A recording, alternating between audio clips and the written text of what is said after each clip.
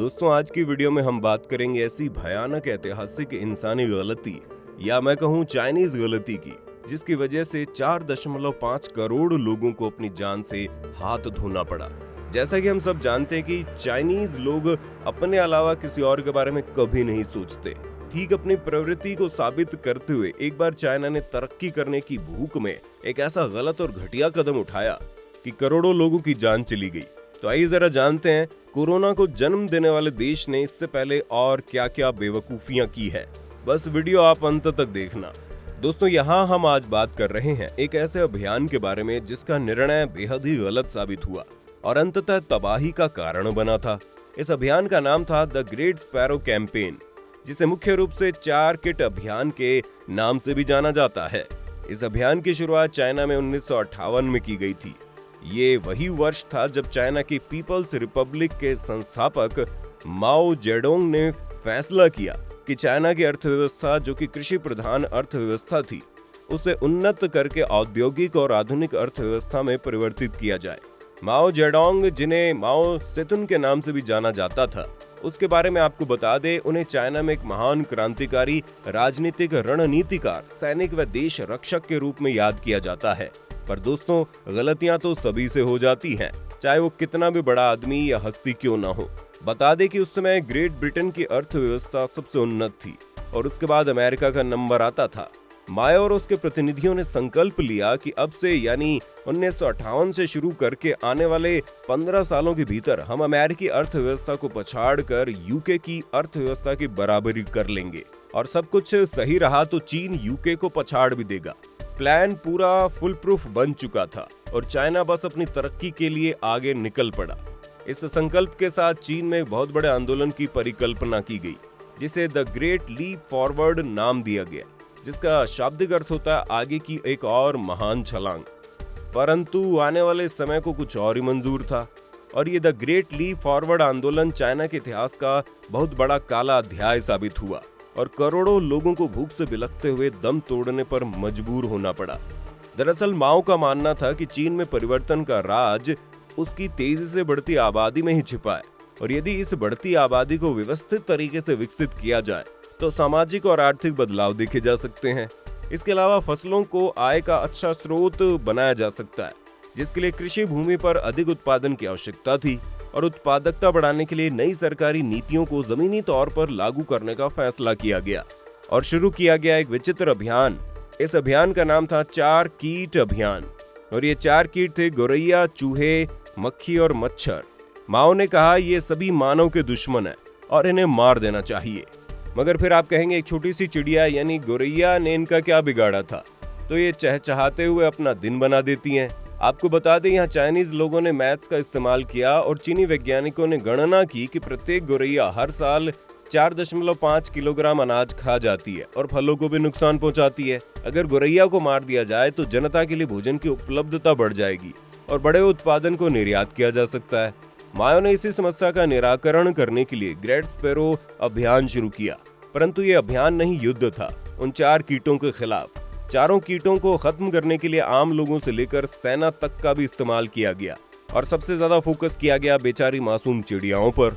इस अभियान का खूब प्रचार और प्रसार किया गया। चीनी नागरिकों को गोरैयाओं को मिटाने के लिए भारी तादाद में जुटाया गया।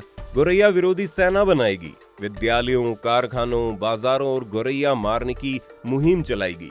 गोरैया को मिटाना है, चीन को चमकाना है, ये इस अभियान का नारा भी था।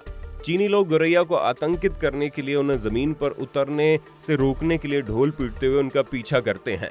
ढोल की आवाज में डरी हुई ये मासूम चिड़िया जमीन पर नहीं उतरती थी और लगातार उड़ती रहती थी। चीनी लोग तब तक ढोलक बजाते रहते थे जब तक गोरैया उड़ते उड़ते थक कर गिर ना जाए और गिरते ही उसे मार दिया जाता था।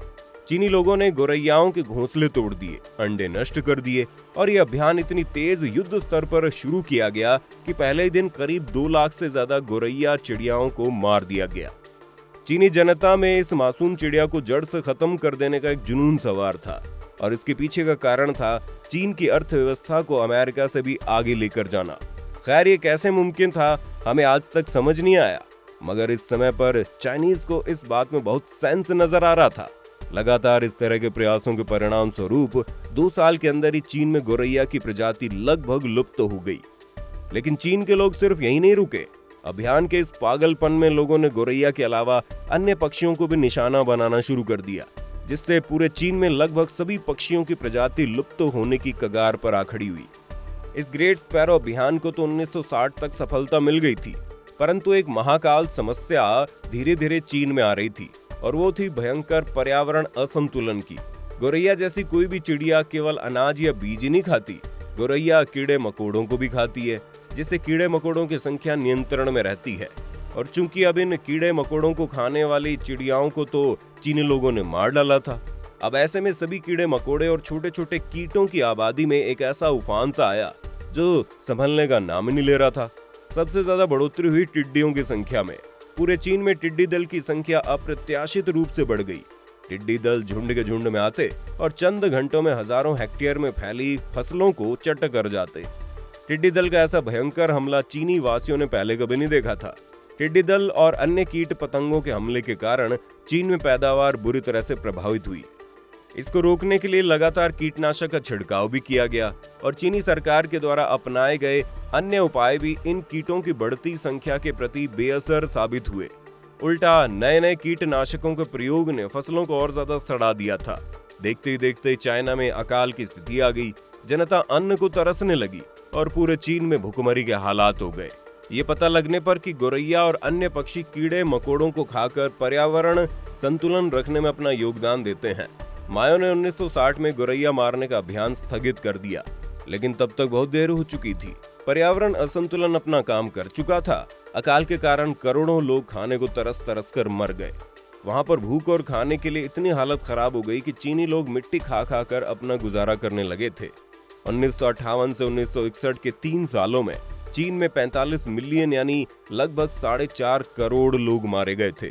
बेशक चीनी सरकार ने मरने वालों की आधिकारिक संख्या 15 मिलियन ही बताई थी, लेकिन कुछ विद्वानों का अनुमान था कि भूख से मरने वालों की संख्या 45 मिलियन यानी कि 4.5 करोड़ तक थी। इस घटना को चाइना के इतिहास का महान अकाल माना जाता है।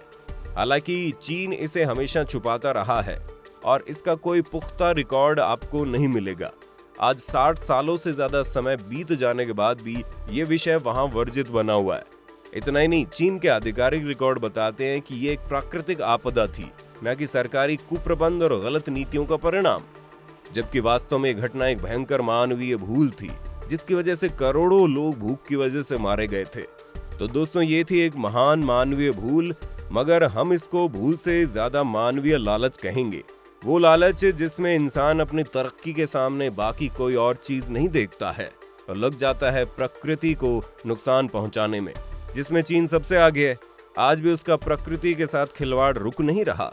आपको इस बारे में क्या लगता है, हमें कमेंट करके बताइए। वीडियो पसंद आए तो उसे लाइक और शेयर कर दे। साथ ही ऐसे ही वीडियोस देखते रहने के लिए हमारे चैनल को सब्सक्राइब कर लें।